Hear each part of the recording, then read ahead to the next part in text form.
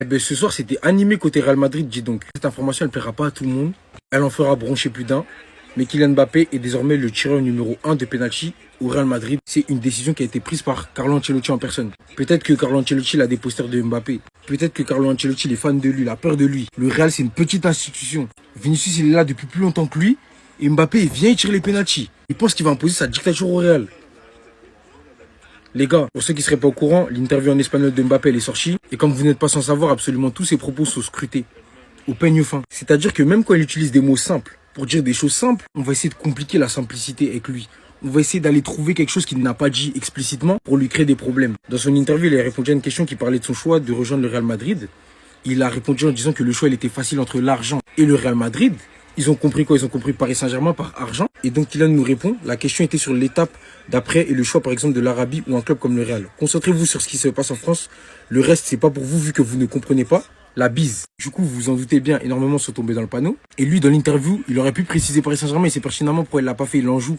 Puisqu'on veut jouer avec son nom à chaque fois qu'il sort dans les médias. Bah voilà, là vous avez la réponse. Et ça, du coup, à faire classer. Mais du coup, pour revenir sur l'affaire des pénaltys, j'en vois déjà arriver me dire que c'est pas faute de vous avoir prévenu. C'est pas faute de vous avoir prévenu. Et encore une fois, ça veut absolument rien dire. Ils auraient désigné Bellingham, ça aurait été la même chose. Et je sais pertinemment que cette décision qui a été prise par Ancelotti, elle va en faire jacter plus d'un, malheureusement. Parce que vous savez qui? Le diable en personne. Le plus grand dictateur qui n'ait jamais existé, qui vient, qui récupère les pénaltys instantanément. Ça fait pas plaisir. Forcément, énormément seront déçus, mais les gars, nous, on est là pour gagner. On est là pour gagner. Mbappé aussi, il en a raté des pénaltys. Mais je répète encore une fois, il sait les tirer. Les pénaltys que Vinicius il a raté en l'occurrence, c'est des pénaltys qui ont failli nous coûter très cher.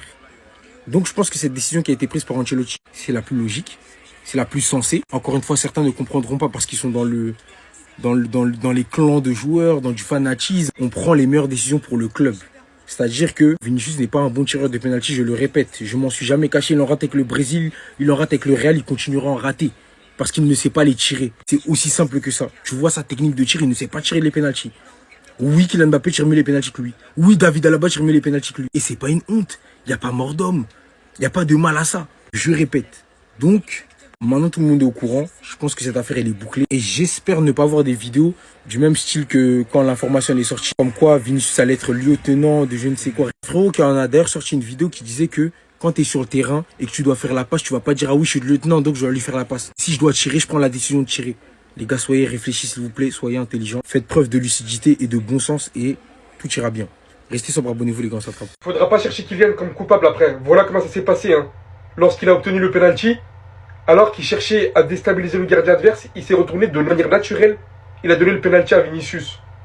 Automatiquement. Parce qu'apparemment, désigné par Carlo Ancelotti, Kylian Mbappé est désormais le tireur de penalty principal. Dans le contexte actuel, non pas en dénigrant Vinicius, c'était ce qui était censé être. Je vois pas un seul joueur d'une équipe qui est proche de gagner le Pichichi, étant le meilleur buteur de l'équipe, ne tirant pas les penaltys, n'étant pas aidé par son équipe pour cela. En plus d'ordre naturel d'ailleurs, dont il lui a donné, c'est quand même lui qui allait le réconforter aussi en premier. Pour vous dire à quel point c'est vraiment les gens qui alimentent la haine entre les deux. Le but de Messi cette nuit, c'est littéralement pour m'abattre, comme si de rien n'était. C'était terrible, pour vous dire à quel point on pouvait faire une compile cette nuit avec les actions individuelles qu'il a réalisées. Il trimballait littéralement les défenseurs qui essayaient de lui prendre le ballon ainsi. À cet âge-là. Par-dessus la rage de vaincre encore qu'il avait, après avoir marqué son but, après avoir égalisé. C'est une dinguerie les gars, j'ai plus les mots moi avec ce type.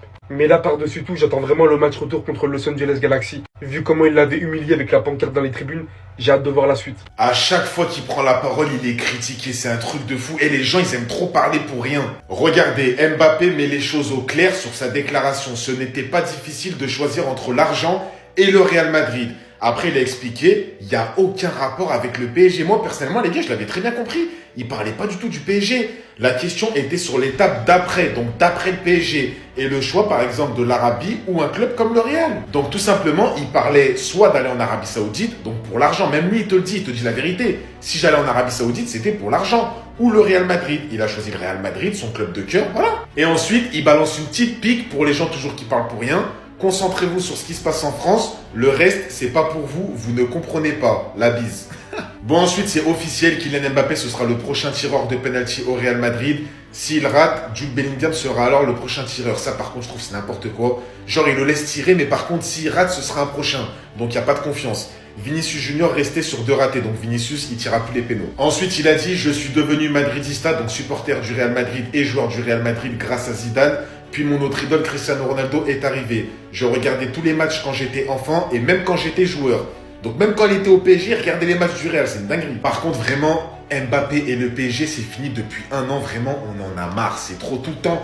Mbappé, PSG, ça relance. Alors que là, il a rien dit. Il a même pas prononcé de sa bouche le PSG.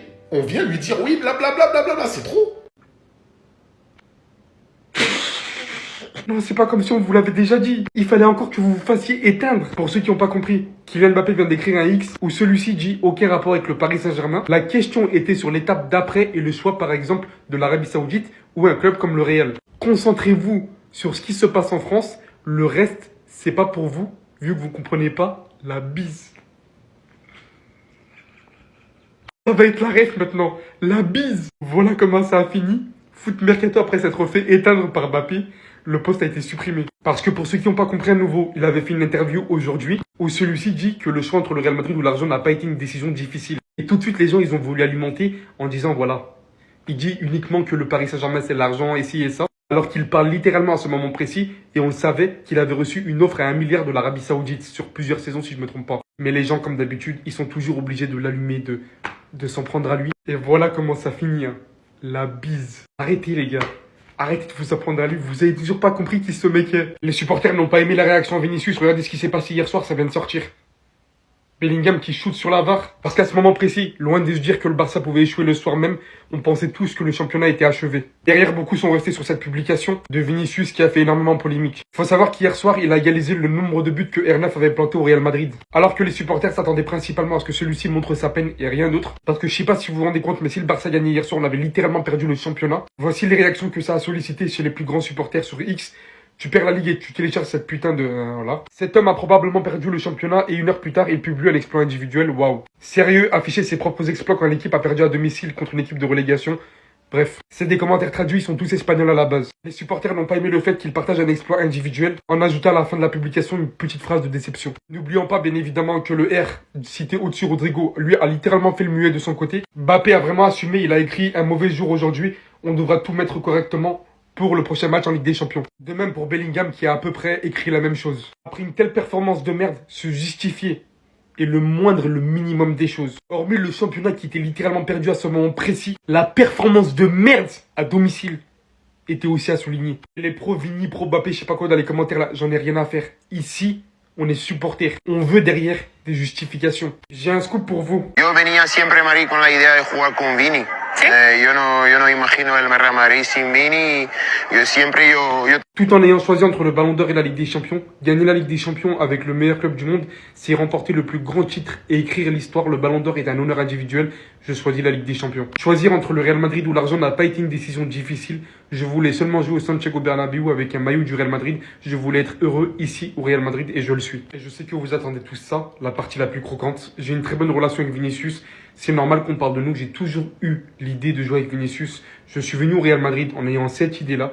Je ne peux pas imaginer un Real Madrid sans lui. Vini et moi, on joue bien ensemble, mais on peut faire mieux. On attend toujours plus de nous et c'est normal. Et pourtant, hier, quand Vinicius a raté le penalty, c'est Mbappé qui est venu le réconforter en premier. Et pourtant, ce joueur a textoté ce joueur de nombreuses saisons pour que ce joueur vienne jouer au Real Madrid à ses côtés. Et pourtant, ce joueur n'imagine pas aujourd'hui un Madrid sans Vinicius. Et pourtant, ce joueur n'a pas hésité à lui donner son côté gauche cette saison pour qu'il aille mieux. Et pourtant, je ne sais pour quelle raison, les supporters madrilènes ingrats cherchent à créer la division.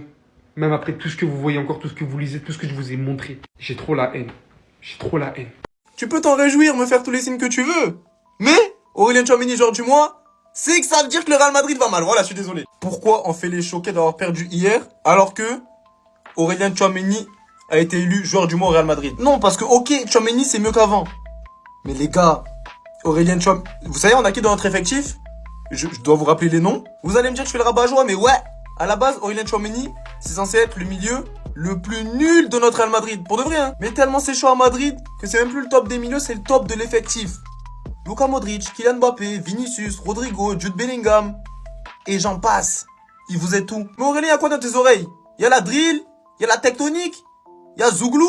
Je sais pas, fais écouter ça aux autres, hein. Mais Carlo, il est pour quelque chose. Parce que votre petite relation, on l'a pas oublié. Parce que ensemble, vous avez scam Kylian.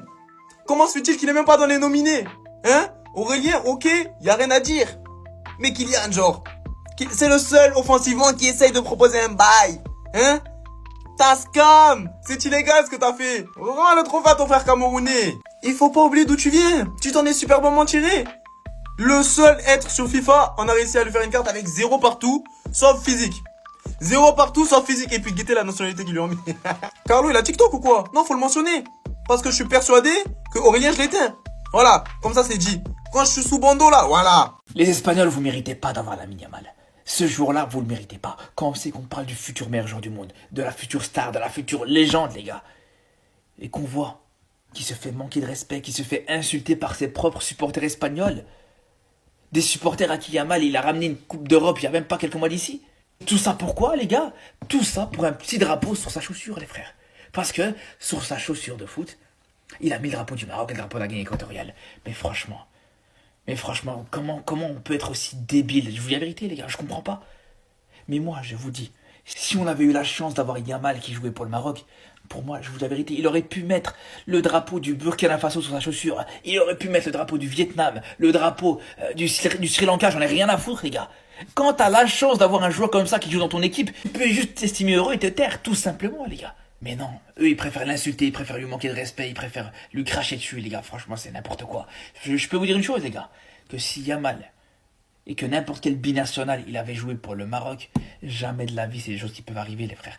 Un joueur au Maroc, tu peux le critiquer parce qu'il est nul, tu peux critiquer ses performances, mais jamais tu le critiqueras par rapport à ses origines, par rapport à sa couleur de peau. Ça n'existe pas chez nous. Je suis en train de voir sur Twitter depuis samedi, les gars, mais c'est quoi cette communauté de fragiles? Vous avez vraiment pas confiance en ce type? Vous avez vraiment perdu confiance en cette équipe qui est invaincue depuis 2025? On arrive à un stade de la saison où il y a beaucoup trop de pression, et trop de supporters qui parlent avec les émotions et non pas avec le cerveau. Je vois des gens commencer à dire que Rafinha il a pris la grosse tête, qu'il fait trop le malin maintenant, et il s'énerve trop, blablabla. Mais les gars, ça a toujours été comme ça. Même sous Xavi, il était pareil. Quand on le sortait, qu'il s'énervait, qu'il insultait et qu'il tapait le siège. Faut pas tout réécrire parce qu'il est bon cette saison. C'est parce qu'il fait partie de l'un des meilleurs que tous ses faits et gestes sont médiatisés. Certains doutent même du niveau, on verra face à Dortmund. Je vois même des personnes commencer à douter pour la Liga parce qu'on aurait pu avoir 6 points. Mais faut aussi retourner le problème et voir le positif. Madrid aurait pu revenir à 1 point s'ils avaient pas perdu. Donc en quelque sorte, c'est comme s'ils nous ont permis de faire une erreur avant notre quart de finale de Ligue des Champions. On se bat pour 3 titres et on a enchaîné énormément de matchs. Donc bien évidemment que Flick va faire de la gestion. Tout comme peu importe le résultat de samedi, il a fait sortir Pedri, il a fait sortir De Jong, il a fait sortir Baldé et Ferran Torres. C'est pas comme si en face il y a une grande forme. Le doute est plus dans leur tête que dans notre tête. Il y a aucun adversaire à sous-estimer en Liga. Et pour le mois d'avril, nous avons joué notre adversaire le plus compliqué, Betis. Je suis certain que sur les 3 prochaines journées de Liga, on aura l'occasion de creuser l'écart, vous verrez.